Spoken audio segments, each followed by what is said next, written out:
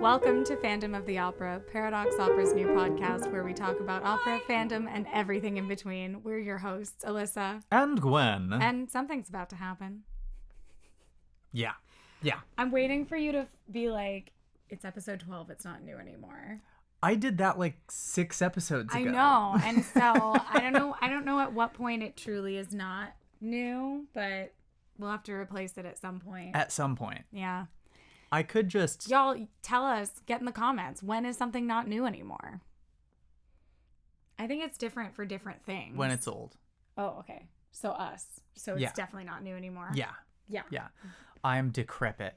Although I have had the marvelous experience at my new job of telling multiple people how old I am and then being like, get the fuck out of town. Mm-hmm. I thought you were in your 20s. Mm-hmm. And I'm like, well, I act like it. And I have my life approximately as together as a 20-something does.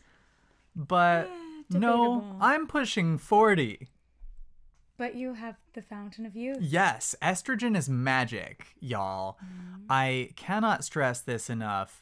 To anyone who is even remotely considering wanting to look younger, just transition. Yeah. It's great. Yeah. That's like that. I assure you there will be zero other side effects or consequences in your life. Just transition. Just do it. America loves trans people, right? Yeah. That's like that video with Jinx and Dela where Dela's like, I'm an ally. What more can I do? And Jinx is like, transition. Do it, coward. It's really good. She's like, I did. Look what happened. Yeah. I think Ben de la Creme would have to start spelling her first name. Benne. Add the feminine ending. Yeah. Yeah. Right. She's already French. So. God bless the French. Yeah.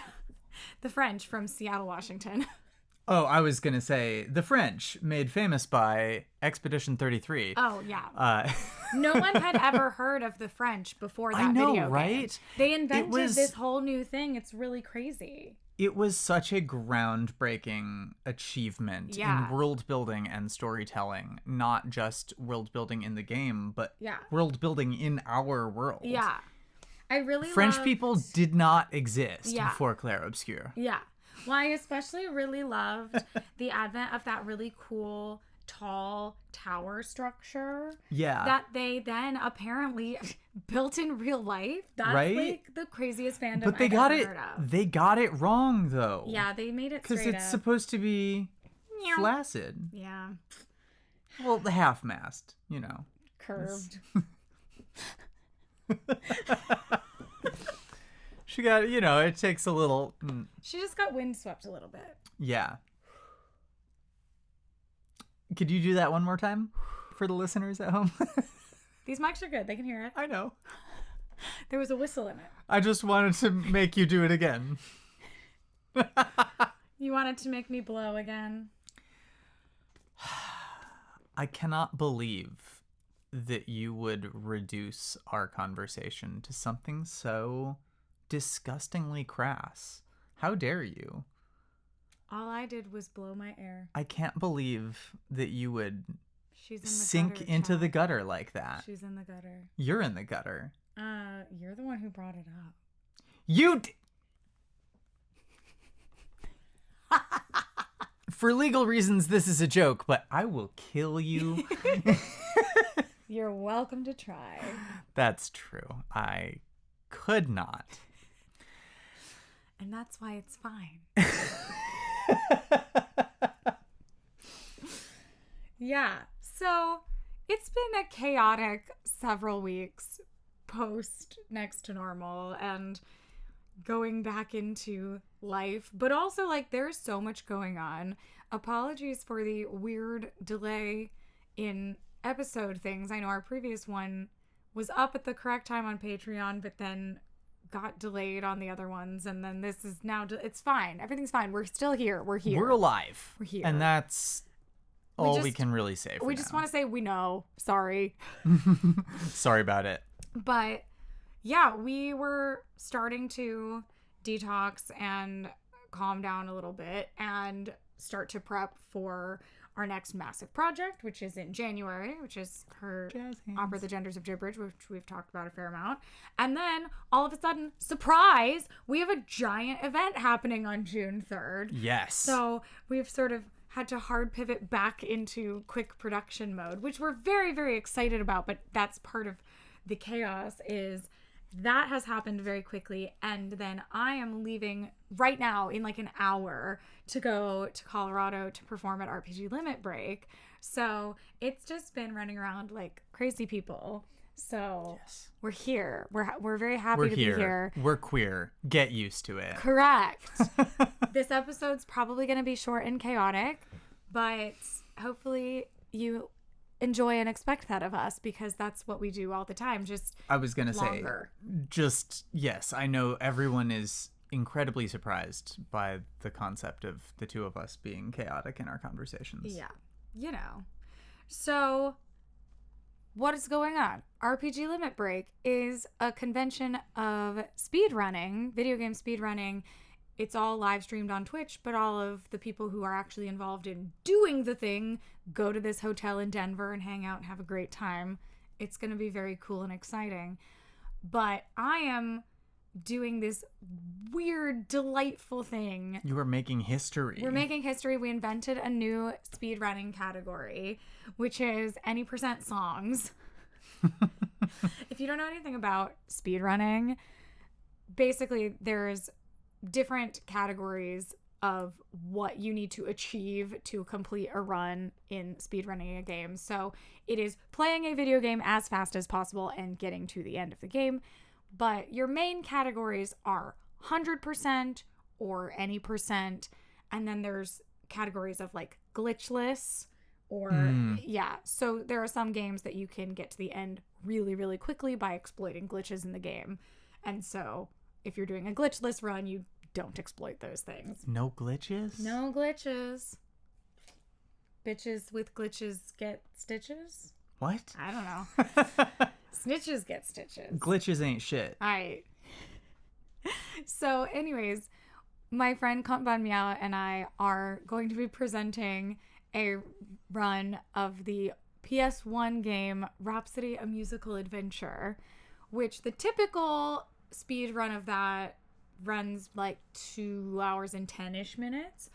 Ours is probably going to run about 2 hours and 30 minutes because we are not skipping the songs, which a normal speedrunner would do, and instead Cowards. Are performing the songs in the middle of the speedrun. Hell yes.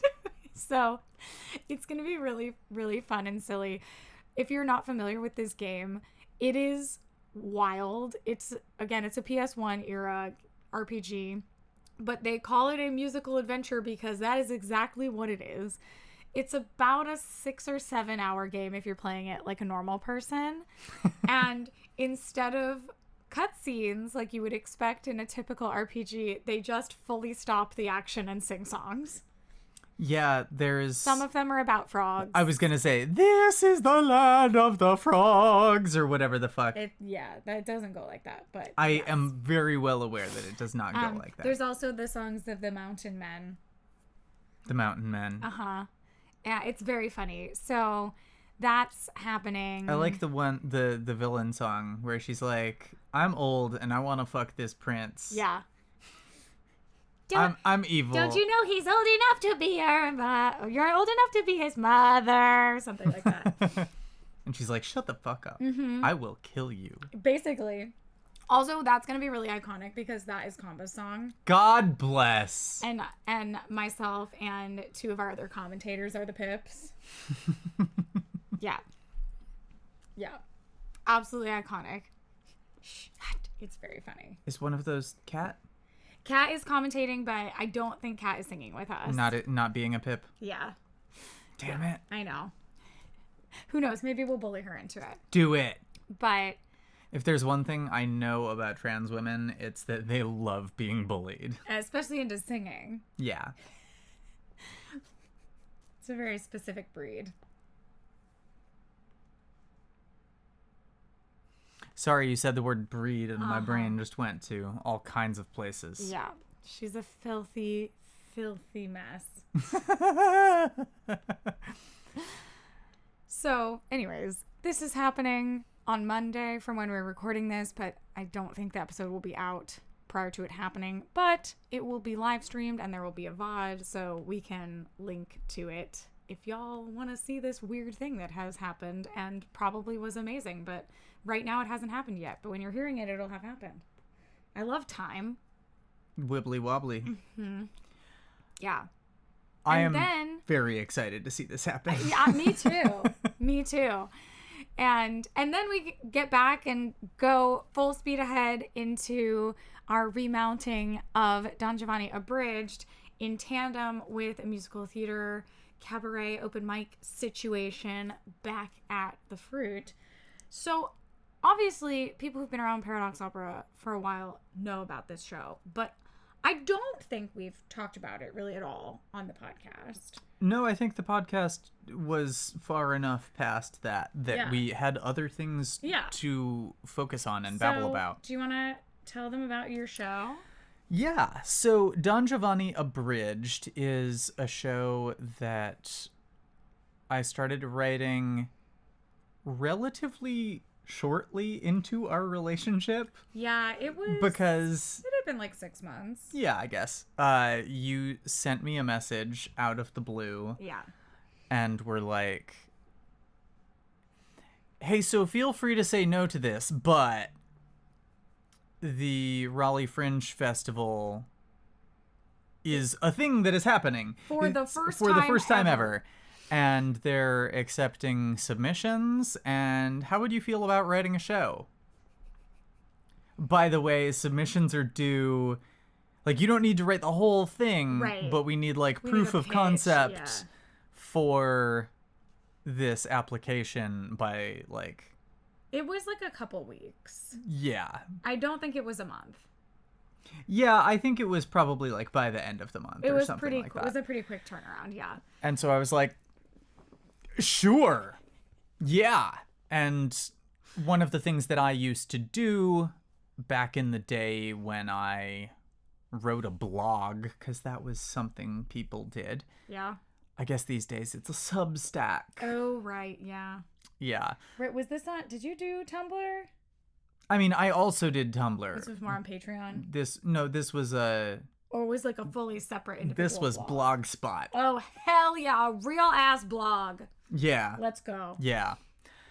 Back in the day, I did humorous libretto rewrites of operas. And by humorous, I just mean, like, what if opera characters said fuck? Which is now the pitch of this show. I am so classy. And the just kind of highlighting the inherent insanity of a lot of opera plots. And I was like, I feel like there's some way to turn that into a live show. And there had been people who were like, oh my God, I would love to see an operagasmic on stage. And that idea kind of morphed into this, okay, well, is this basically like a stand-up routine? Or is it an actual show with a framing device to kind of explain why we're doing this? Because some of the references we had tossed around were, what is her name? Who does the Wagner? Oh shit. Anna Russell. Yes. Yeah, who is marvelous, and she's going in the goodies. Absolutely. If you have not seen anything Anna Russell, but especially her Ring Cycle. Her Ring Cycle and her Let's Write a Gilbert and Sullivan operetta together are brilliant. Fantastic. Yeah. And so thinking about how do we capture some of the essence of that, as well as, I'm blanking on everyone's names now, the really famous old comedy pianist. Oh gosh, what is his name? Victor Borge. Thank you. See, See, I'm cultured. We're gonna share all these things. I say old because I'm pretty sure he's dead. Oh yes, he was probably in his 70s when I was a child. Mm-hmm. Yeah, but so these classical music comedy geniuses of the past, that, I mean, it's brilliant, and I really don't think anything like what they were doing has happened in the last couple of decades, really. Yeah, I'm not sure. I wouldn't necessarily say nothing like that has happened, but nothing that I'm particularly aware of. And if it has happened, it's been on a relatively kind of small scale. Right. And certainly, exactly, like nothing that has had the staying power that they have had, at least in our little niche bubble. So how do we capture that for today? Mm-hmm. And the one thing I said as we were thinking about this as well is I was like, this is for the Fringe Festival. It has to be puppets. Because the Fringe Festival... The Fringe loves a puppet. Loves a puppet. Mm-hmm. And so with that, I somehow came up with the idea of Don Giovanni Abridged. The opera, Don Giovanni, spoiler alert, ends with the title character being dragged to hell for a variety of crimes. Yeah. A lot of them. A lot of them. But only the one murder. Mm-hmm. Mm-hmm. It's important to know. And it was an accident. It was self-defense. That's what he says. That's what he says. Yeah. So I kind of came up with this Don Giovanni meets Avenue Q meets The Good Place concept, where Don Giovanni is in court, in purgatory, requesting parole from hell from a angelic judge. And to show that his 4 centuries in hell have truly changed him for the better, he has been rehabilitated. He understands that what he did was wrong.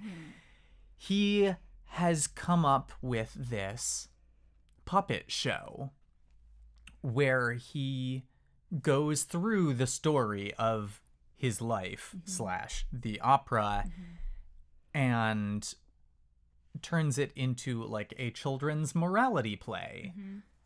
To be like, hey, don't do sex crimes. A Don Giovanni production. Yeah. And that is ostensibly what he is doing in this courtroom, with the members of the audience as not damned souls, but purgatoried souls. They're just hanging out. Purged. Yeah. They're the jury. Yes, serving as members of the jury, which is not how anything works in the American judicial system. But my response to that is, this is the afterlife. Their judicial system follows completely different rules. Yeah. And therefore, nothing that I wrote is incorrect. Yeah. Yeah. I mean, it's fine. It's fine. Opera is not about accuracy. Right. Well, because sometimes it's a hearing and then other times it's a trial and it's like there's a jury for a parole hearing. Bitch, what are you doing? Listen. They do things differently in the afterlife, okay? Also, I insisted that we have audience participation. Yes. So that's that. That's that. And so you have Don Giovanni using these puppets and singing Mozart arias that I have translated into modern English of the salty and profane variety. Yeah. Some accurate translations, some not. Yes, sometimes I'm just using the tune to as a plot device. As a way to have someone singing words. Yeah. And other times it is a much more direct I'd say it's about impressively faithful translation of the text. I would say it's about 50-50. Yeah. Because, like, your translation of Bati Bati is pretty accurate. Hell yeah. Your translation of Maramina is pretty accurate. That's true. Although I do cut it off about halfway through. Yeah. Much to my dismay. And honestly, like, Mitradi is relatively accurate as well. It's got a different... La Chirorem. Yeah. Yeah, it's like... I guess the ones that are not Fin Candalvino and Notte Giorno Faticar are used differently. Oh, and De Vieni alla Finestra. Right. And then the finale is, like, vaguely vibes of what's actually happening, but also, like, not. Yes. It's serving as our wrap-up. Yeah. So it's about an hour long because to get into the Fringe Festival, we had a hard time limit of 1 hour. But now that we're not doing it for the Fringe Festival, that restriction has relaxed slightly. Right. So at the Fringe Festival, if you are unfamiliar with how these work, they really for real have a strict time limit, and they actually, especially at the bigger ones, have a person whose job it is to time you, and they will hold up like you're running out of time signs. And then they've got the big vaudeville hook to just drag you off stage. I mean, kind of. Like, they will cut you off if you go over time. Oh, I'm sure. So, yeah. Yeah, I don't know that they would have done that at Raleigh Fringe because it was the first year. It was the very first one. It was not quite so strict. But, like, when I performed at Capitol Fringe back in 2011. Back in the day. 2010, 2011, yeah. I did it twice. They really, for real, like, have someone in the back, like, holding up a timer. Yeah, they're like, bitch, we on a schedule. Yes. Get the fuck off the stage. Because someone has to perform after you. Yeah. And they will not be starting late. Yep. Man, what must that be like to be in a show that actually starts on time instead of the obligatory, hey, we're going to hold for 10 minutes. We're holding. Because there are probably some stragglers. I try really hard to start as on time as humanly possible because I hate a long hold. Mm-hmm. We're tangenting now, but shocking for this podcast, I know. I did a show last year where we had to have like a 5 or 10 minute hold, and one of the performers like low-key flew off the rails. Did I tell you about this? This was wild to me. Was this for the Book of Esther thing? No. I won't call them out. Okay. But it was not. No. One of the performers, like, quietly, but, like, legit flew off the rails that we had to hold. And they were just like, it is just so insanely disrespectful to start a show late. It is disrespectful to the audience who actually showed up on time, making them wait and wasting their time just because other people are incapable of being on time. That's not our problem, and that's not their problem. And I was like, I hear you, and I don't entirely disagree, but relax, bestie. It's going to be okay. But also, have you not had the experience of doing this at every show you've ever done? It's so I can count on one hand the number of shows I have done in my lifetime that started on time. Yeah. It's just... Yeah. It's theater time. Well, and it's so complicated because, like, honestly, I do agree that things should start at the time that they're supposed to start at. And if we, like, collectively as a culture, but this is the thing, is that's never going to happen. But if we collectively as a culture stopped holding shows, or at least, like, maxed out at a 5-minute hold, then people would start to learn that we're fucking serious. If you're late, and that's not on us. And, like, there could be a shift of getting people to not be late to things. However, there are certain things that are just unavoidable. Like, if you have, for example, a Friday evening show that starts at 7 p.m., a large percentage of your audience works a 9 to 5, which these days isn't actually a 9 to 5. It's probably a 5:30 creeping on 6. And then you need to eat food. And so just the actual, like, physical ability for someone to get from work to a show because of the way that our society is built. Like, there are those issues built in that, like, that's not the patron's fault. Right. And for some, it's... I'm thinking especially of shows at the... I can't remember the name, but the concert hall in Raleigh that North Carolina Opera does. Yes. That it is downtown Raleigh. Right. And parking... Impossible. Is a nightmare. Well, and they have a parking deck, but there's only one entrance to the parking deck. And so...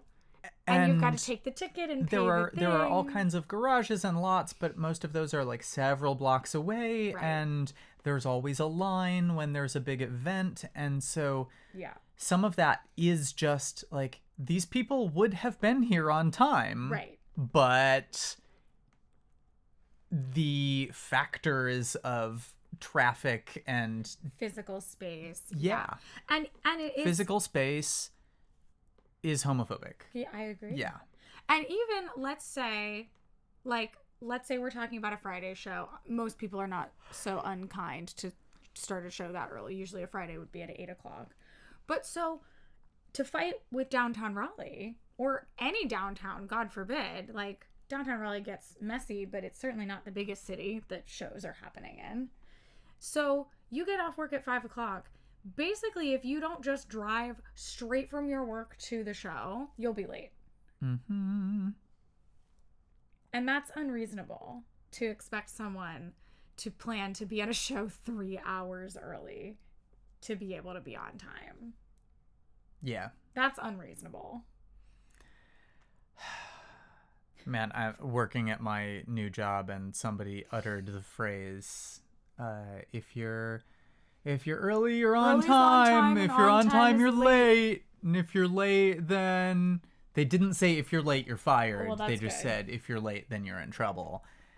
And I was like, this coming from the people who specifically gave us a 5-minute window of like, you can clock in up to 5 minutes after the official listed start time of your shift. Because we understand that shit happens. And sometimes there's a line. Like, I technically clocked in late to my shift yesterday because we haven't had this was our first shift with everyone. Full staff there because it's been morning and evening, but everybody was there. The line... Just to clock in was twice as long as it normally is. Yeah. It was all the way across the floor. And so I was in line on time. Right. And then by the time I got through and got to sign in, I was technically late. But nobody gave me shit because they understand that was what was happening. That was what was happening. Right. And they so saw that you were there. There are actual physical spatial limitations to what can be accomplished. And so it just feels odd to have that a professional performer who has presumably been doing this for years. Well, in their defense, community ensemble. Oh, I see. But still, it was an outsized reaction. That is a very outsized reaction. Yeah. I was like... No, nothing starts on time. Right. Yeah, no, I was just like standing there backstage with them like, yes, yes. Sure. Okay. Like... Great. As the professional with the community people. And...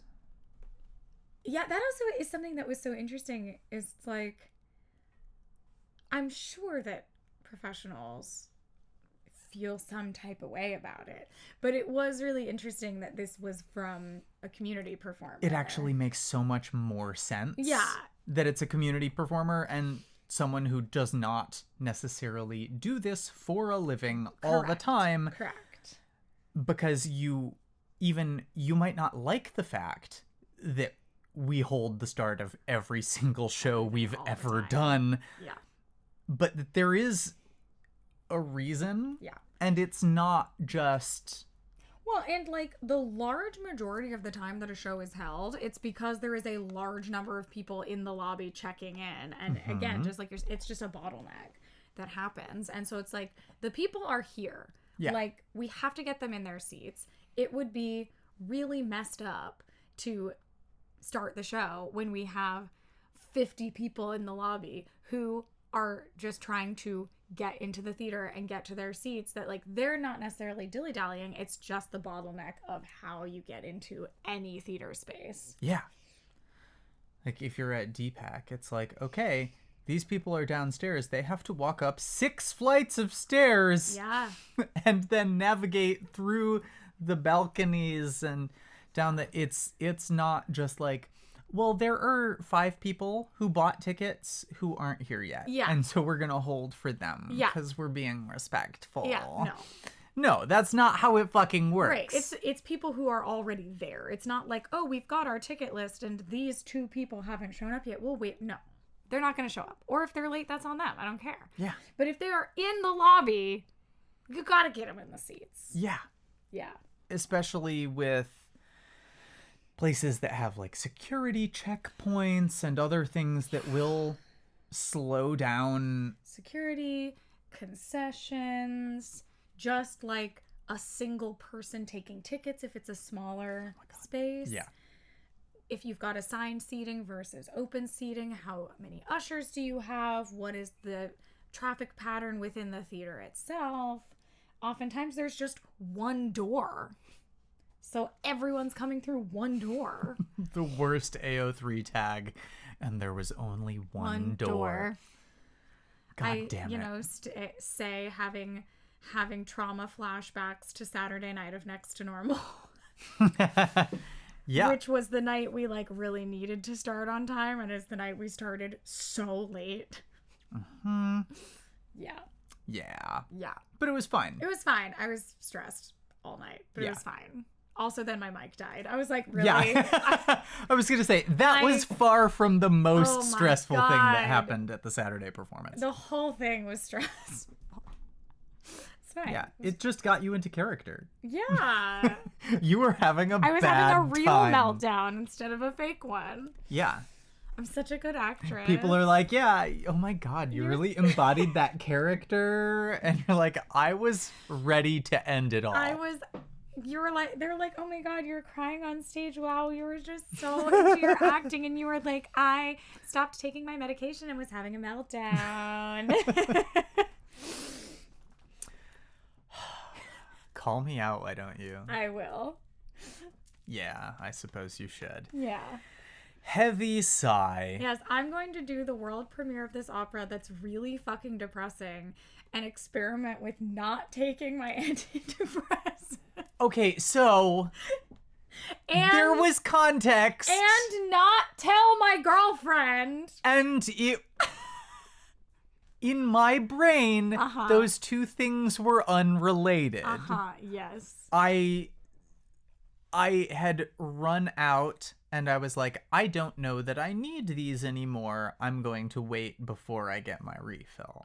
And then also it happened to be happening at the worst possible time. Mm-hmm. And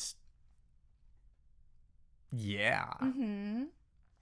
So the moral of the story is take your mental health seriously. Yeah. Take your meds and communicate with the people you love and the people who love you. Yeah. Because if you suddenly have a massive public breakdown on stage that the audience thinks is just really incredible acting. Thank God. But it's a really good thing your character was suicidal.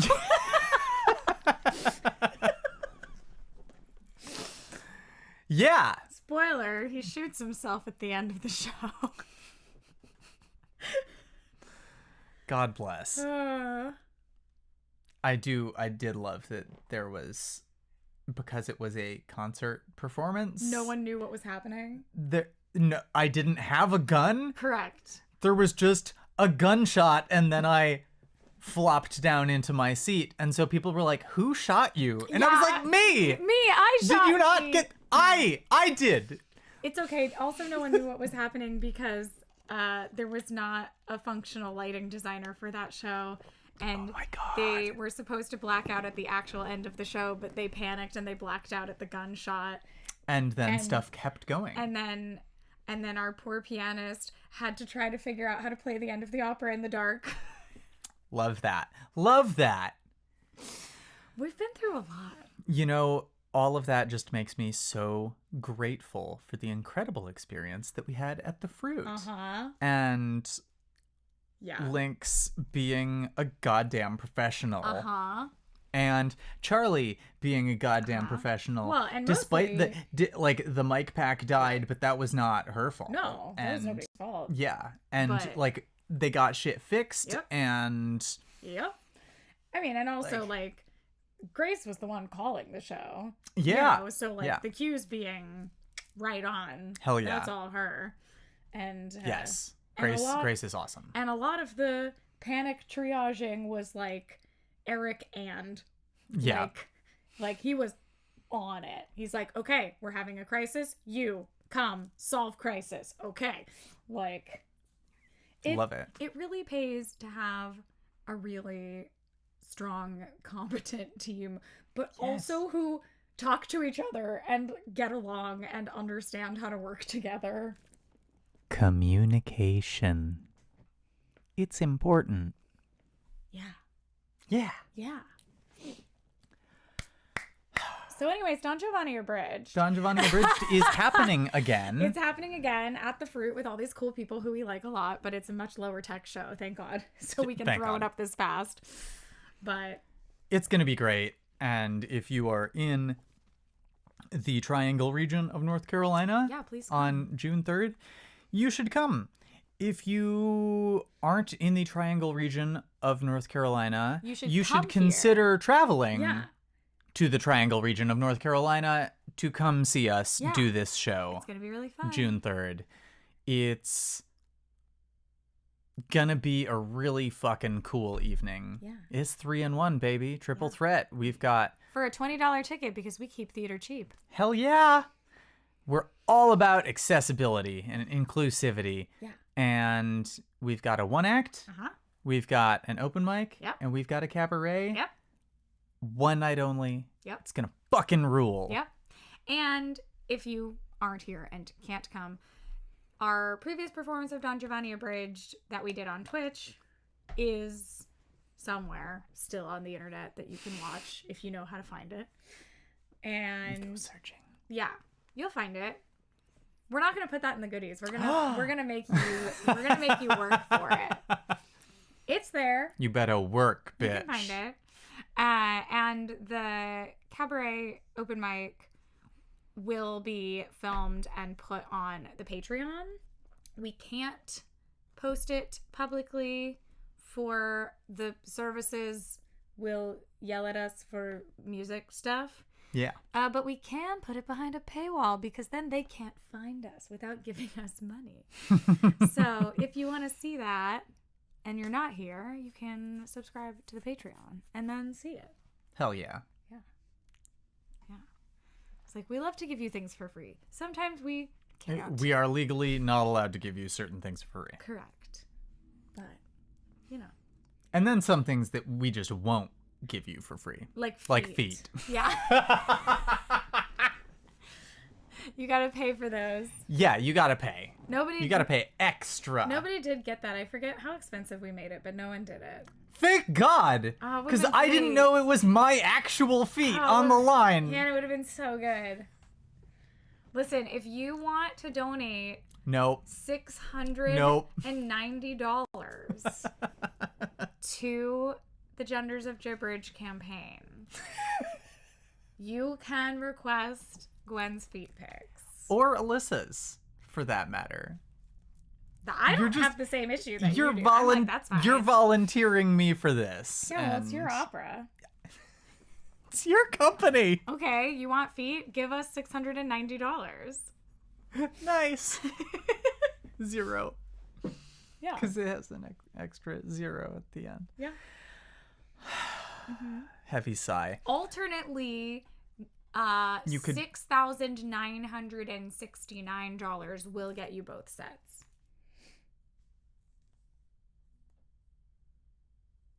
Tax deductible.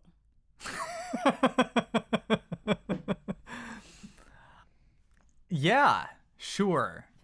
For nearly $7,000, I suppose that merits 2 sets of feet pics. Yeah. It's tax deductible. You're welcome. You want to make queer opera happen?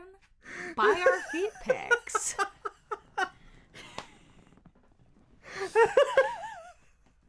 Hell, for that much, I'll even paint your toenails.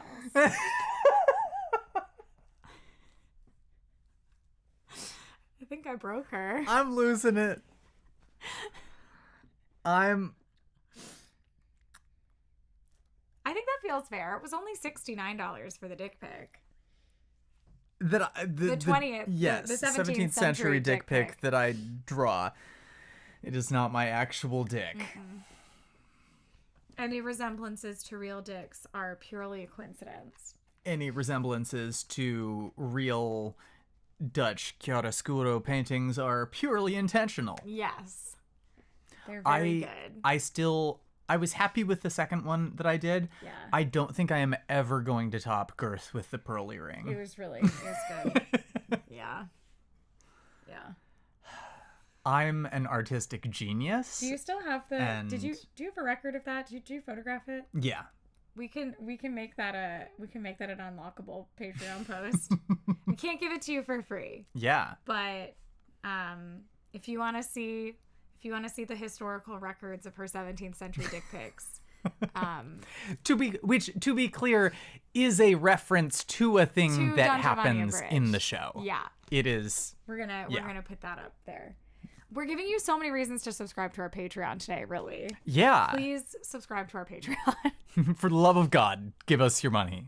Please. Pretty please. Fork it on over, or some puppets will get shot. Yeah.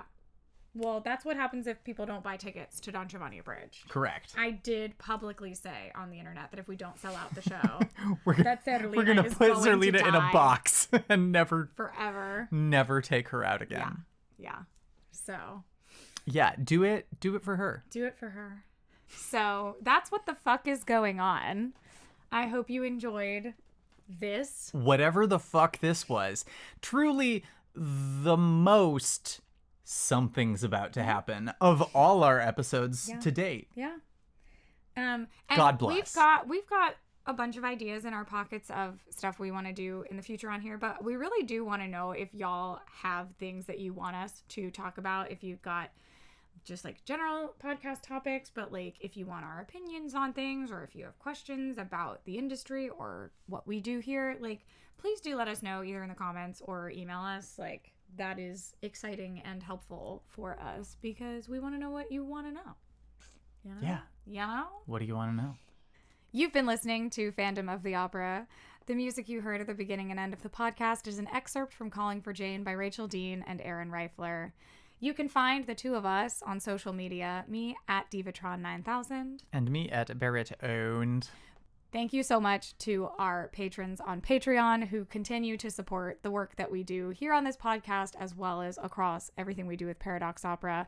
Especially thank you to Cindy, Chuck, and Olive. We do have a sponsored message today from one of our incredible supporters, Wow Mel. Level 21 is a group of 5 friends who love storytelling and D&D. Their campaign, The Hot Mess Express, has been running for over 5 years, and they want to turn it into a graphic novel. Join them on this journey and help this dream come true. Visit them at LVL21official on Instagram or LVL21official.com. Thank you, Mel, for sponsoring this episode. That sounds so fucking cool. Please go and check them out and show her some love. She obviously supported us for this ad spot, but also has been an incredible supporter of the work that we do at Paradox Opera for a long time. So please go and show her and her project some love. If you have enjoyed the show, please consider rating, liking, subscribing, commenting, whatever is available on the podcast listening platform of your choice. We really appreciate all of the engagement and help getting us out into the algorithm for even more ears to find what we're doing out here. Yeah. We want more ears. We want your ears. Give us your ears. Thank you so much for listening, and we'll see you next time. Bye. Bye.